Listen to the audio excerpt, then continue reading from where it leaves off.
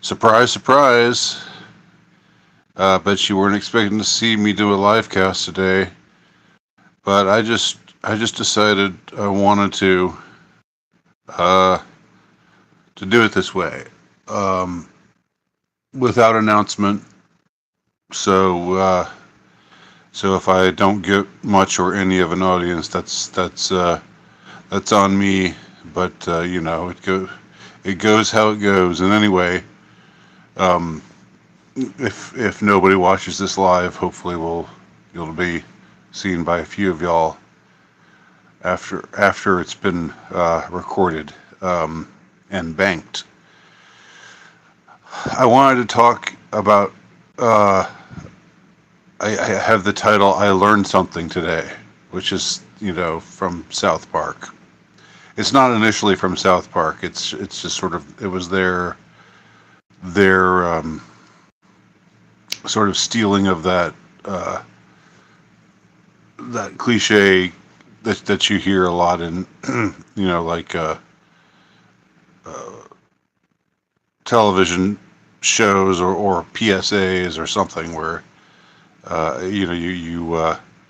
you learn a lesson from what the drama was about. And what I wanted to share with y'all is what I've learned. And it's not like what I've learned is anything particularly new, but what I've learned has overwhelmingly corroborated what I already suspected to be true with respect to certain aspects of history, specifically that history repeats itself. Uh, it's amazing. It's amazing is not the right word. It's depressing the degree to which this happens over and over again, over and over and over again. So again, like I've said before, I'm gonna hold off on responding to any comments or questions until I'm done with my spiel, and then if there are any comments or questions, I'll respond at that point. All right, I've been reading this book called "The Monster from Jekyll Island." Maybe some of you've read it already. Maybe I'm always aware of being a Johnny Come Lately in a lot of ways, and not having all of my ducks in a row. And I wouldn't I've never claimed to be like the most knowledgeable or an expert on anything. Like I'm always learning and learning as I go. And something compelled me to give this book a read. I had heard of it before.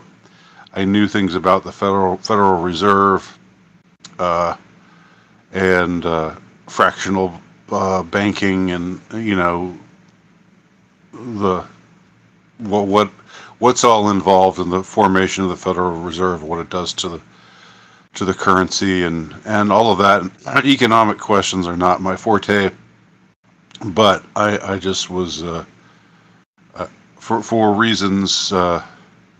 reasons I'll just say I became intrigued enough to give the book a read, and I'm still in the process of reading it. And what I wanted to talk about today isn't so much the Federal Reserve or fiat currency, getting off the gold standard, and all of those kinds of things, which I think are really important things to know, and they're a big reason why we're in the mess we're in right now. But like I said, I'm not an economist. Somebody who knows their X's and O's better than me will do a better job on something like that.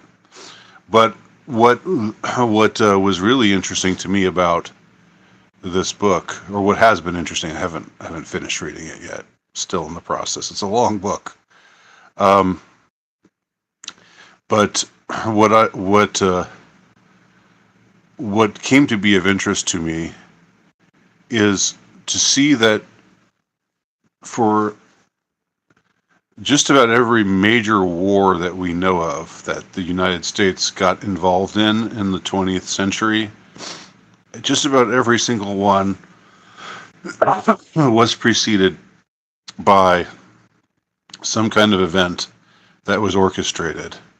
I don't call it a false flag, if you will. I don't know whether that's the best term in all of these cases, um, but I don't know what term would be more appropriate exactly. That's what I want to focus on. And of course, the book talks about this stuff in context with the banksters, and how for them war is something that gets them richer. Uh, so they frequently seek it out, and or they try to foment it. Sometimes they play both sides and profit from both sides. And really, again, I want to narrow my commentary here in talking about war to specifically that which the events which started these wars. Now, with the first thing I want to talk about in World War One involving the Lusitania, that didn't start the war, but it did bring America into the war, which is what all of the globalists, all of the banksters, all of those types, all of the Federal Reserve reservists, want it, and it was already just a horrifying. And all war is horror, but this one, trench warfare, men dying by hundreds of thousands or millions.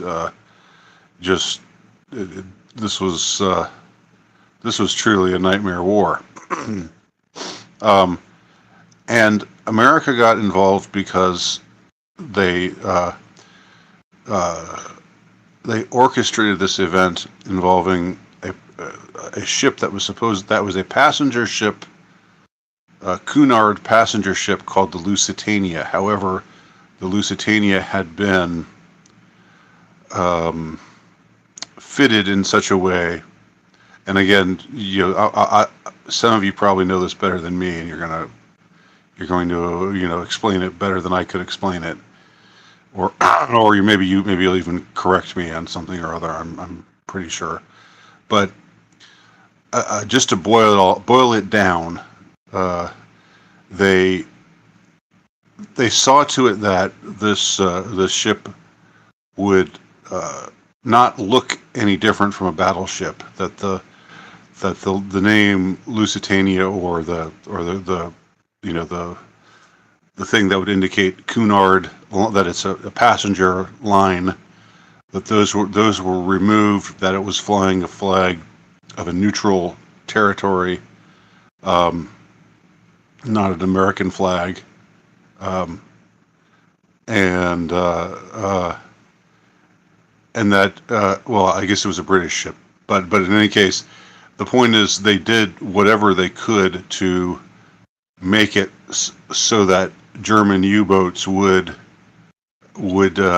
see it as a threat, and it was a threat. It was supposedly they were shipping munitions, they were shipping all kinds of things for the war to so that's highly illegal and highly unethical thing to do, to have this passenger ship, which had somewhere around 200 Americans, and it was a big passenger ship. It was I think the biggest ship in the fleet at the time, as I understand it. And most of the passengers were British, but a goodly number of them were Americans. So they put it out there, and they they had the ship go into waters that they knew would be dangerous waters. There was nothing about the ship to let the German U-boats know, oh, this is civilian, let's leave it alone. Um, they did everything they could to confuse them. Uh, they changed the orders that are typically followed on a passenger ship, where uh, you're just supposed to do what you can to, if you're attacked to surrender and to put up the white flag, and then um, so that nothing happens to the passengers. Instead, they were ordered to go into an aggressive stance. And again, the ship was built in such a way that it could, even though it was a luxury liner, it could have been a battleship. It could also function as a battleship, and it might have even been equipped with guns, with active guns. Um, so they take this ship, they send it into dangerous waters on purpose. They uh, smuggle all kinds of things that relate to the war, where they're going to ship it to Allied war forces, um, which you're not supposed to do. That goes against I don't know if there a Geneva Convention yet. Whatever the equivalent of the Geneva Convention was, that goes against um, all just war stipulations. They they uh, they they also gave the captain orders to not go to like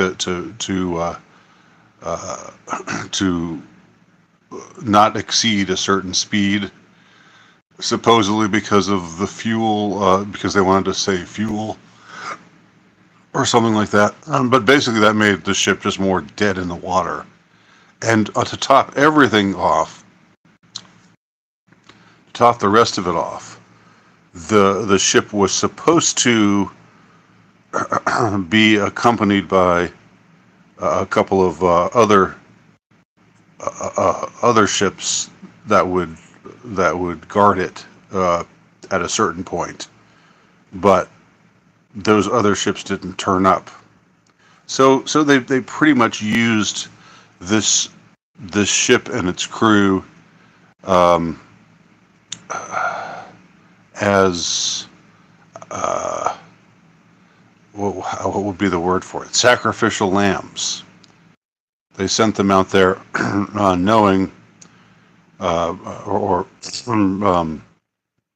being pretty sure, or having putting them into these circumstances whereby they would very likely get torpedoed by German U-boats, um, because they wanted an event where they could spin it as those dastardly Germans attacked a passenger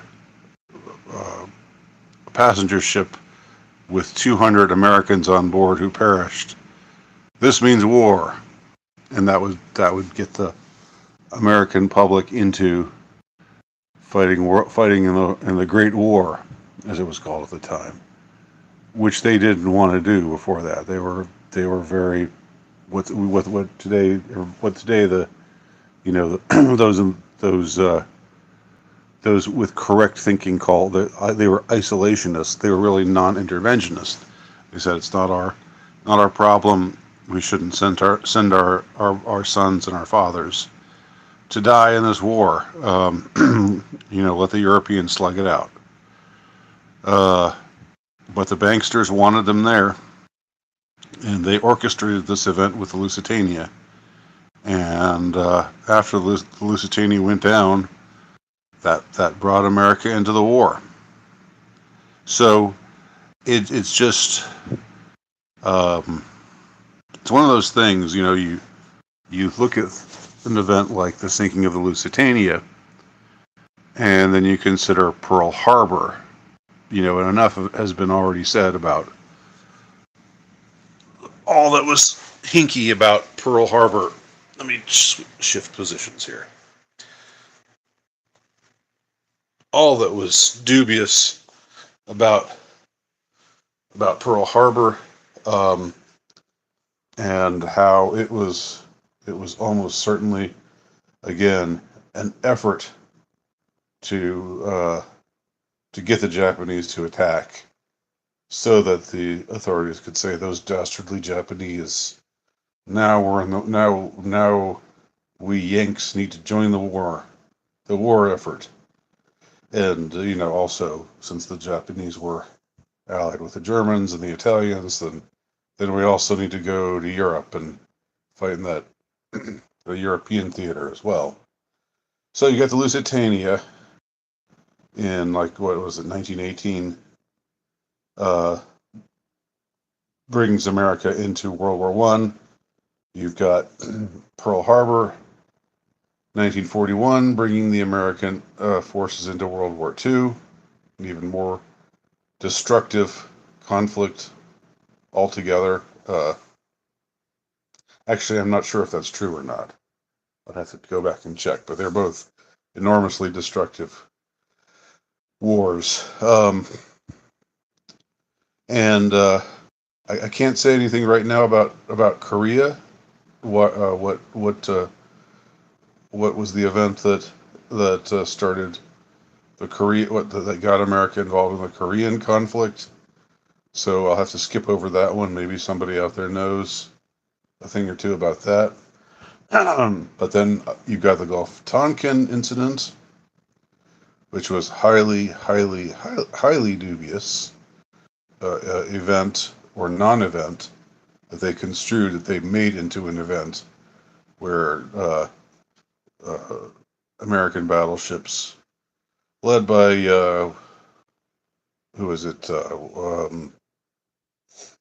General Morrison, Jim Morrison's dad, uh, were were uh, were involved in some incident where they claimed they were attacked, but really they were just out there trying to draw fire in order to again, in order to precipitate an event whereby America would enter the Vietnam War, and then good old 9/11.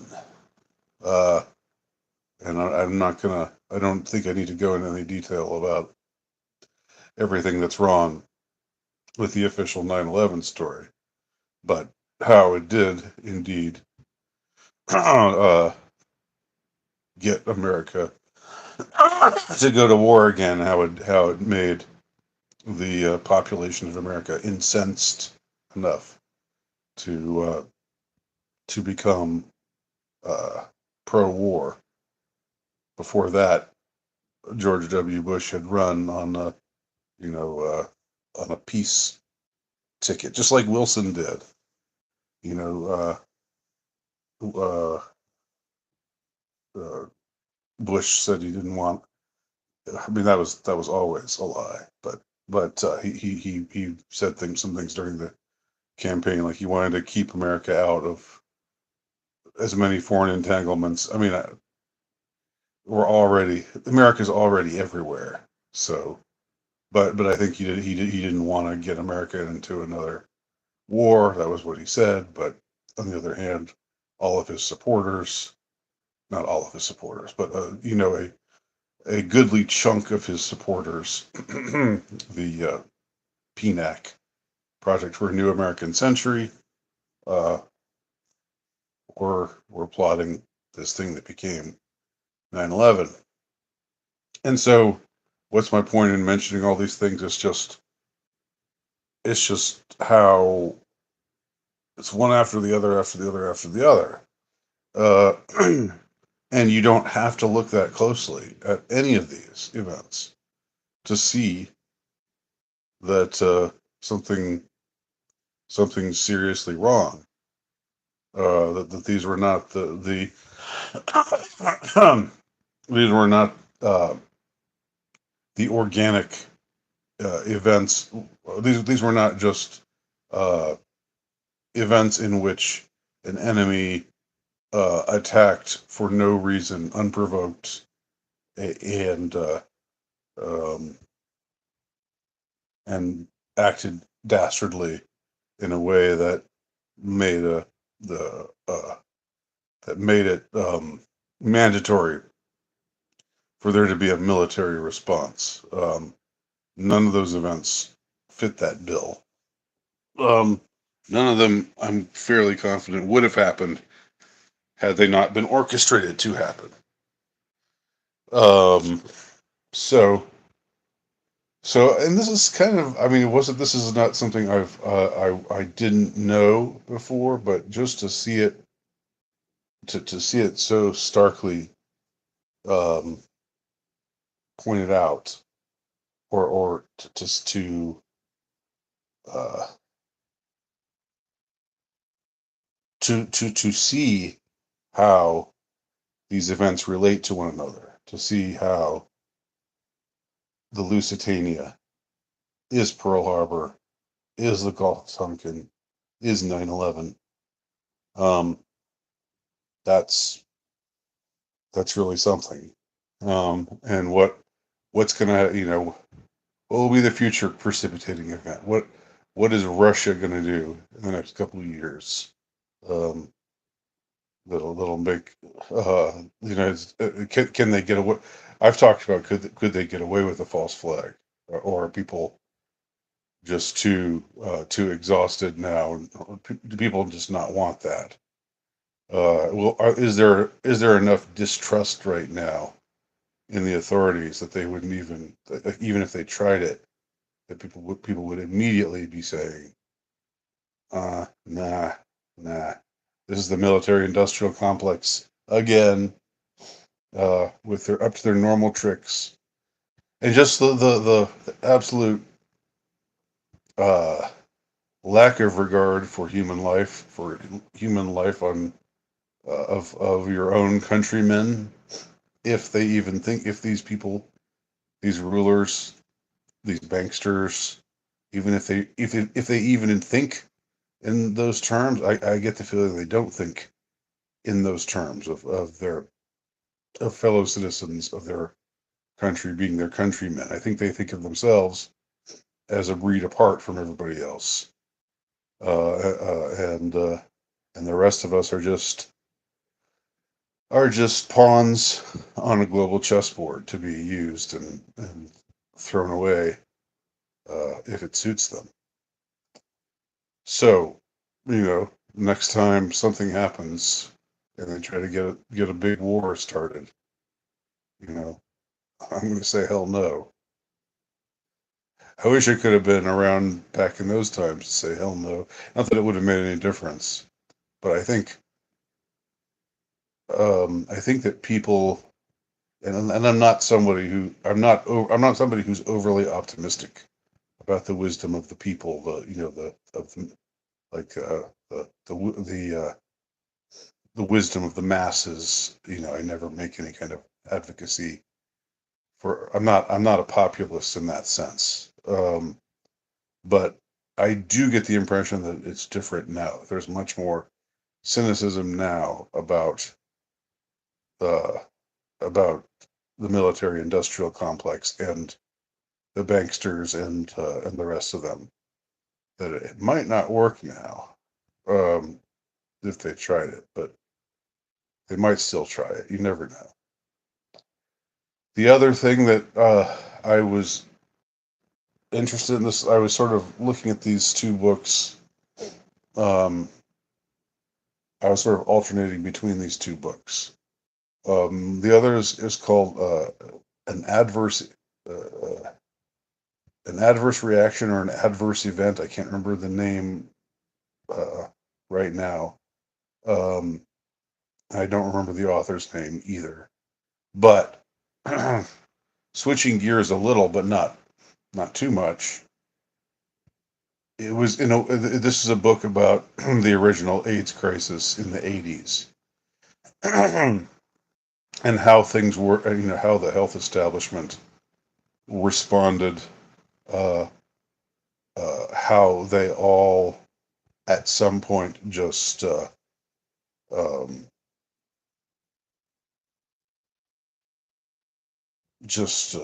I can't think of the term. They all rallied around this interpretation that was and is highly tenuous of this disease or this whatever it was, this phenomenon, whatever it was, that did have a devastating effect for a lot of people. But they at some point they came up with this. Okay, well, we know there's there's a virus called HIV, and that's what causes AIDS exclusively in and of itself. Even though there were plenty of examples of people having AIDS-like symptoms with no HIV, and uh, even though it wasn't really understood how HIV in itself was um, was responsible for wreaking such havoc on a person's immune system, and it still really isn't. Uh, but nevertheless, they came to these kinds of conclusions about what the disease was, and then they and here's where I'm going to get to the parallels here in a minute. I'm talking parallels with all the stuff that I'm mentioning. Um, but they came to this determination of, the identity of the disease, or what makes the disease lethal. Uh, and of course, they told us. I remember I was alive back then. They told us this kills everybody. If you get it, you will die of it eventually. Um, they told us pretty soon. This started in the homosexual um, enclaves, but this is going to become a heterosexual disease as much as it was a homosexual disease. That never happened, uh, and they were just pushing all these things very um, very arrogantly, like they knew it all, like they knew so much, um, and probably in a lot of ways that in itself did a lot of people a disservice, because when the health establishment, as we know from more recent events, when the health establishment all rallies around a certain interpretation of things and makes alternative or dissident interpretations basically illegal, or uh, drums anybody with a different uh, interpretation of things out of the establishment, and uh, and scapegoats them as quacks, which is what they did. They're very shameless people, very very shameless people. But the worst of it all was the way they were pushing these drugs, particularly AZT. AZT was this highly toxic uh, chemical compound that had that excuse me, at one time had been a cancer drug, but they decided to bring it back because they thought it would help uh, people suffering with AIDS. And that they did there were and Fauci, good old Fauci, uh, he was there for all of this. He was presiding over all of this. Um, so the blood on his hands goes way back. It goes back to the 80s. And it did not start in 2020. And who knows what, like, I know, like, this is just not a good man. This is a man who needs to be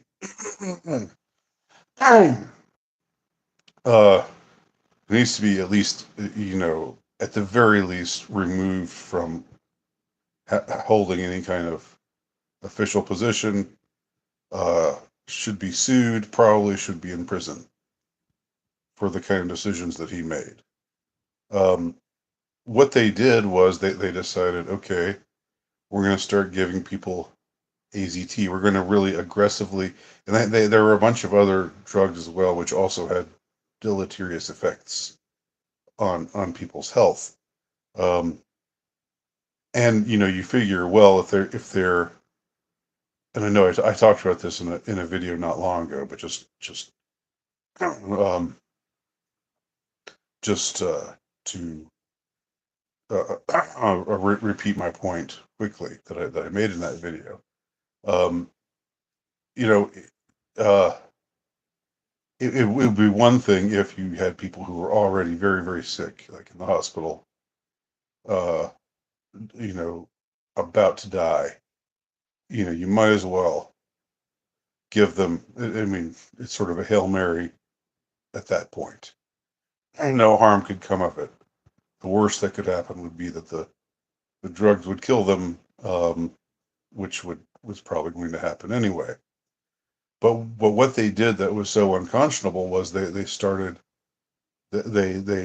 prescribing drugs like AZT to people who were healthy, to people who had tested positive. And by the way, testing positive was there were false positives all the time.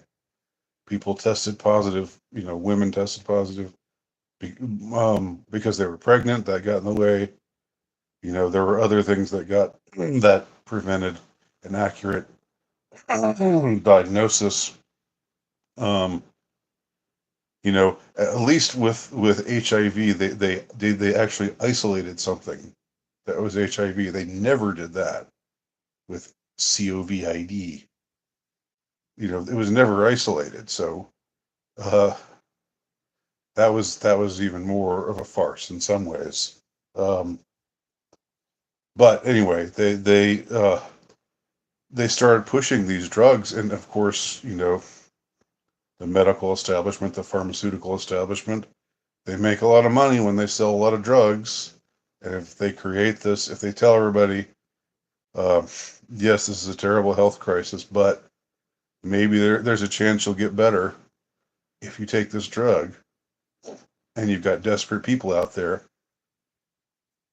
then then it's going to happen. And it did happen, and who knows how many people died of AZT poisoning. People who were diagnosed HIV positive, but who ended up dying because of AZT poisoning or some other kind of drug poisoning, and it was just construed as they died of AIDS. Who knows how many people that happened to? And it's Fauci and all of his minions, all of his compatriots in the medical establishment. It's their fault that this happened because they have no excuse. They knew what the test results were telling them, but they nevertheless kept pushing this drug extremely aggressively on people. And there are other just atrocities that went on. They were uh, experimenting on pregnant mothers, giving them all kinds of drugs that uh, that like melted their insides or put their baby's life in danger, because the idea was this drug will help us not pass the disease on to the child. But but but it was found in one study. This is something I remember from the book, that it was found in one study that they never that the one that they would, and this seemed like a sort of a common thing, like malpractice was common practice when they would do these studies. um, Instead of having it be a proper study where you got a group taking the drug and a control group, and you measure how well the people who took the drug do against the control group, what they wound up doing was just having they had one group on. There was one study where they had one group on one drug and one group on another drug, and they decided, and then they said afterwards, AZT is much more effective at preventing the passing of HIV/AIDS to babies of pregnant women than this other drug is. But the thing is, they never measured what AZT was like compared to nothing. When women who'd been diagnosed as HIV positive were given nothing, it turned out they had a better rate of children being born uh, without HIV um, than if they took AZT. But they never uh, again, it's just like you can't trust these people. I'm not saying you can't trust any doctor. I'm not gonna go so far as to say that, but the medical establishment clearly has agendas. They clearly don't care uh, about people so much as they care about whatever their agendas are. Part of it's making money for the pharmaceutical industry uh, and for people in the medical establishment. Um, so part of it's just a scam. Another part of it's probably related to trying to promote certain agendas that the elite want to promote. But I get the feeling that for these people, actually protecting the health of citizens is way, way down there. And we saw that again with 2020. Um, you know, the way things were handled there. It was in ways even more egregious because there was no lockdown. They didn't shut down the world because of AIDS. Things went on as normal. Whereas in 2020, for something far more minor, uh, they shut down the entire fucking world, um, forced kids into isolation. I mean, I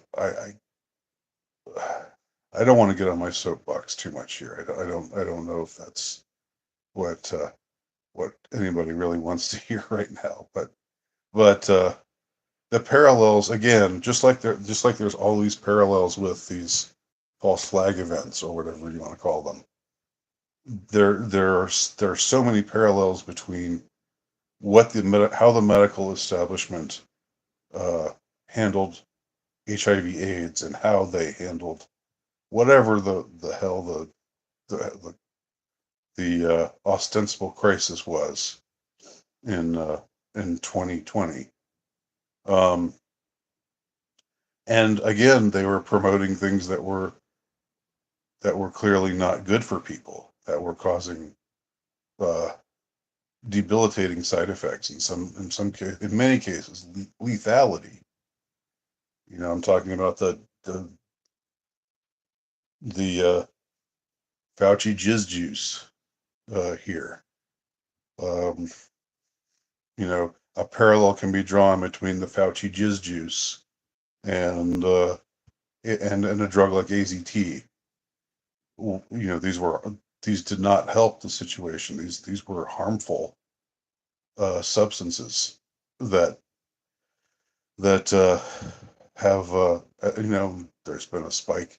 Even mainstream media is reporting a spike in excess deaths. The spike in people who have no health problems suddenly keeling over, dying of a heart attack. Athletes collapsing on the soccer pitch or on the football field or wherever. Um, good like young, strong, healthy people. Um, so I don't know. It's maddening. It's depressing. It's it's uh it's enough if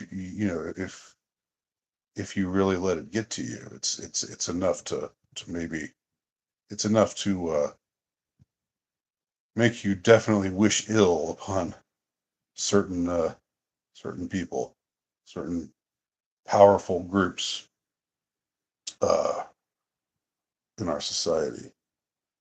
All right, so that's it. I'm done with diatribe over. Let's see what y'all have to say. A few of you have joined me here, which I appreciate. I know this was an unannounced um, middle of the day live cast. Well, Mr. Codmando, Cod Commando, more people came, so there. So I've got somebody writing in Mandarin here. Is that what that is, or Japanese? I can't make it out. Conservative says that homecoming thing should have been done as a more serious short film. Well, conservative, thank you for watching, and for those who are wondering what he's talking about, I have uh, a found footage series that I created and have posted, and it's called "The Author's Homecoming: A Comedy of Horrors." And I've posted links to it. So if you go on my page, I posted links to it in the community section. Um, I thank you for watching. I don't know what you mean by a more serious short film. Like, are you saying I needed to have a more of a budget? I don't. I mean, I, I I have zero budget. I have zero money. I have zero collaborators. I have nobody able to help. I mean, right now that I know of, I had to do it all on my own. Um, but yeah, I agree that it would be better if I had if it was better funded, and if I had people there, if I could pay people to like if I could pay someone to be the cameraman. uh but given what I had, I did it in the format that I thought would be good to do it in. Parker Peters afternoon, weaponized cats afternoon, hello. Iman red pill reloaded, respect, thank you if that's meant towards me, appreciate it. Hegelian dialectic, yeah. Yep. That's definitely part of what goes on. They hit us with the really crazy stuff, and then people respond and say, "This is crazy," and then they come up with the dialectic, which is like, okay, we'll be just a little bit, we'll be crazy, but not as crazy as the crazy crazies, and that way they push their they push their agenda. Juxtaposition says, agreed, a country is just a resource and vehicle to get what they want. Yeah, talking about how these people, these banksters and whatever, they're not really, they don't think of themselves as being of the same species really as the rest of us. Iman Red Pill, the Astor family funded both sides of the war. Yep, heard about that too. Yeah, and some really weird stuff going on, and this is discussed in the creature from Jekyll Island. By the way, Jekyll Island is not far from where I live, and I've been there before, but I'm thinking of making another field trip down there now that I know uh, that it was the spot where the top banksters all met in 2010 to plot the Federal Reserve, the creation of the Federal Reserve. Um, there was weird stuff like during World War One.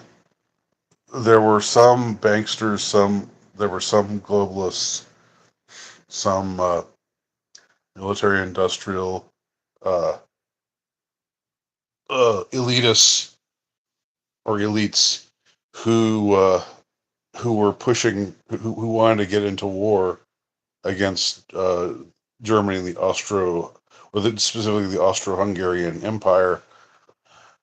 And then there were also ones who were pushing for Bolshevism, who were funding Bolshevism in Russia, and that's one I'm still trying to figure out, because if they wanted war against Austro-Hungarian Empire in World War One, then but they also orchestrated things so that Russia would be taken over by the Bolsheviks and then pull out of the war and stop fighting the Germans like the Germans wanted. The Germans actually sent Lenin. They put Lenin on a train and sent him into Russia. That's a fact, um, which is also pretty wild. Jonathan Paul, hi Jonathan. Another of cats. Yes, they were dying from the medications. Exactly my point. DES. I don't. Is that another drug? Xander King. What do you think this is? It's whatever you want it to be, I guess. Rooster Coburn. I had a hard time living through COVID gaslighting. You and me both. Um, yeah. Anybody who knows me, anybody who knows this channel, knows that's a huge bugaboo for me. Okay. You got the weaponized cat. You got the vax, and if you're okay, then that's great. I know a lot of people got it and are seemingly okay. I didn't mean to suggest that anybody who got it is is going to die or anything. I'm not trying to be alarmist here. Um, I mean, I do, like most of you might know, my mother died recently, and she was very vaxxed and very boosted, and she developed illness that she never had before. Uh, and it ran its course rather quickly, and that made me not that made me even less fond of all that junk they were shooting into people. Um, Handy for Il Duce of the U.S. Thank you. I don't know if I don't want that job. I'll be an advisor to Il Duce, but I don't want to be Il Duce. Gabio, Jesus is real and coming back soon. I agree that Jesus is real. As for when he's coming back, I don't know.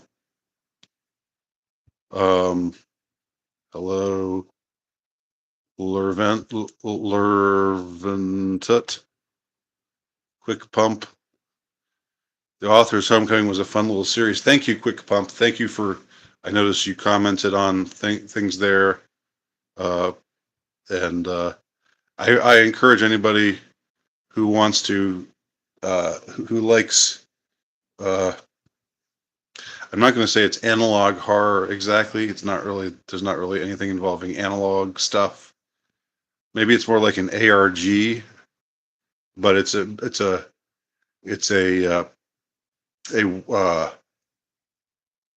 a found footage series which comes in 8 episodes total, and it's about an obscure writer who's seeking to write his masterpiece, but goes to visit his his dead parents' ancestral home, and then all kinds of things happen to him, and his sanity is in danger. Um, no, I don't have any illness.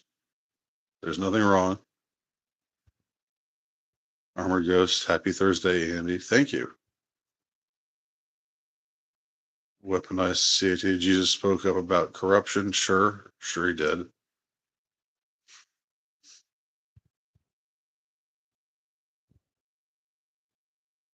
Where is he at? Do you mean Jesus? I mean, God follows his own time, not our time. So I know that's one of those things. It's a vexing theological dilemma. You ask yourself, where was God when this happened? Why didn't he help me out? Why didn't he save my mother? Why didn't he uh, you know, intervene in order just to stop this bad thing from happening? You know, God's ways are not our ways. That's the only way to answer that question. It's not the most satisfying question, but it's the only one that we have. It's the one that we have to go with. I had my time being mad at God a few years ago, but I don't think that doesn't really get you anywhere. Um, and it's best to try to come to some peace with it, however you can. Violent submarinismo, problem reaction solution. Yep. Lauren Couch sup. Well, just doing this doing this impromptu live cast. That's sup. That's what's sup. Meme Lord 53. What do you think about the aliens? The government hides. I don't know. I don't have an opinion about the aliens. I don't have an opinion about. I don't know what to say about that because the government hasn't the government now said aliens are real. That's an official stance of the government to say that for decades, uh, we've been telling you that it's all that there are no aliens, and now suddenly aliens are real. Like they had a actual press conference, or not a what do they call it? They actually had a congressional hearing about that. Remember? So, uh, Mother of Cats. This was one of the channels that helped me get through the nonsense. Thank you. That's really great to hear, and I'm that warms my heart because uh, I don't know. I'm just really that's whenever you've helped someone, that's a good, especially when you can relate to what the person is going through.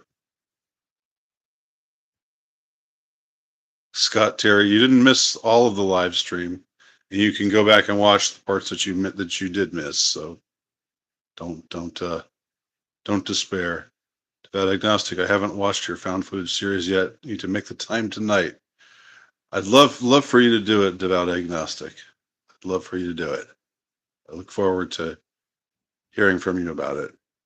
Meme Lord, so like God watched the Holocaust and didn't do anything. Okay, well that's back to the whole. Oh boy, and you're bringing up the H word. Oh boy, oh boy. Do you not know what sector of the internet you've landed in? But putting all that aside, it's the same thing. You know, why does God intervene certain times and not other times? What does he? You could just drive yourself crazy trying to figure that out. But God's ways are mysterious. His ways are not our ways.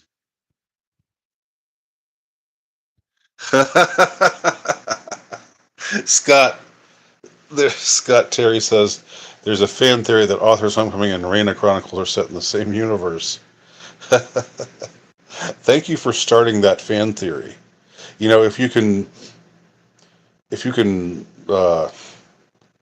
like start these kinds of whispers, uh, then people will be more intrigued and they'll tune in more and they'll read more. So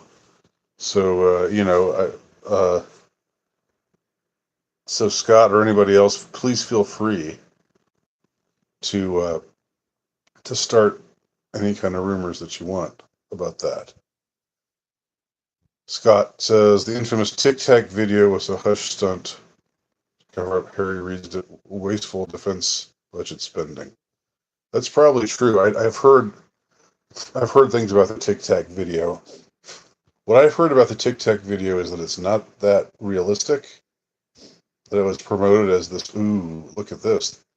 How do you explain this? But then in fact there are a lot of other uh, anomalous aircraft videos that are a lot more compelling than that one. But for some reason they chose to go with that one. Quick pump. The man who cuckolded himself would have made an awesome film, but would have to be NC-17. Well, I think it could just be a hard R. I think it could just be hard R.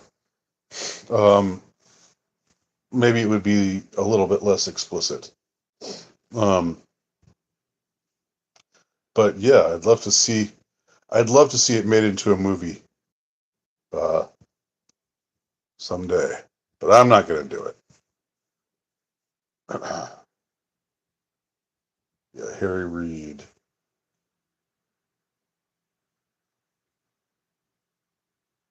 Right. Okay. All right. So so we're clocking in at about an hour. Um, and again, I just felt like sharing. Nothing. I don't want to make it sound like anything that I shared is anything that's incredibly profound, or that anything that you couldn't have easily found out on your own, or that you might already know on your own. So I don't want it to seem like I'm just saying like, wow, you guys, this is incredible, but you've never heard this before. It's just that for me, it all hit me at once. Like, oh my gosh, Lusitania, Pearl Harbor, Gulf of Tonkin, 9/11. Same. Uh, the Fauci and the medical pharmaceutical establishment and HIV/AIDS. Fauci, the medical pharmaceutical establishment, and COVID, same. You know, it's just really depressing to see how they play from the same playbook. Um, they keep playing from the same playbook with minor, variations, of course. Lauren Couch, the man who cuckolded himself, was one great story. Thank you. I'm glad that you liked it. I've seen Tic Tacs over my house. I theorize, Devout Agnostic says, theorize they're making chemtrails. I don't know what the Tic Tacs are. I thought the airplanes were spitting out the chemtrails. Chemtrails are one of those subjects I'm just not that well versed in, and you have to keep a narrower focus. So there probably is something to chemtrails. I just don't. I'm not the man to talk to about it. But he might be right, devout agnostic. Happy Pride Month. Happy Humility Month, rather. Scott Terry, I used to work on F-18 FLIR cameras. I'm not sure the gimbals would have held to follow the tic-tac graph. Yeah, I don't totally understand the jargon you use there, but it was something like that. Those are the comments that I've heard about it that make it seem dubious. Yeah, the 1918 flu pandemic, right? That happened too. Um, Now those ain't a thing. I don't know what that's in reference to. Chemtrails. I don't know whether it's a thing or not, but I believe it very well could be. And I've seen the sky at times where I'm like, wow, there sure is a lot of junk up there in the sky right now. What in the world's going on? Um, I've filmed it before. All right. Well, I think I'll end this here at the almost the exact at the hour mark. So, uh, more movie reviews, Andy. Okay. I've got another one on the way, Scott, actually. Um, I have to say, I'm a fan of Jane Schoenberg. Is that how you say his name? This crazy, wacky, non-binary director. Uh, I saw, the one I reviewed. I saw the TV Glow. I just saw his first movie, and yes, I'm calling him he. Ha ha ha ha ha ha ha ha. Um, he would probably disown. He'd probably say, "I don't. If I'm going to get support from someone like that, I don't want it, but I'm still going to support it because I think he's talented." So his first film, uh, "We're All Going to the World's Fair," is also fantastic, and I'm going to review it soon. So got that to look forward to. Yes, TV Glow. I highly recommend it, Scott. I think you'll like it. Yeah, watch my review. When I saw it, I didn't even know anything about the director. Uh, but this shows that I mean, I approach things open-mindedly. I don't have to. I don't have to be on the same side of the culture war as the director to think that he's talented and makes good movies. So there you go. The woman who did Jennifer's Body didn't do one called about Frankenstein, right? Haven't seen that one yet. Um, right. All right. More movie reviews on the way. Thanks everybody for watching. Bye. Talk to you soon.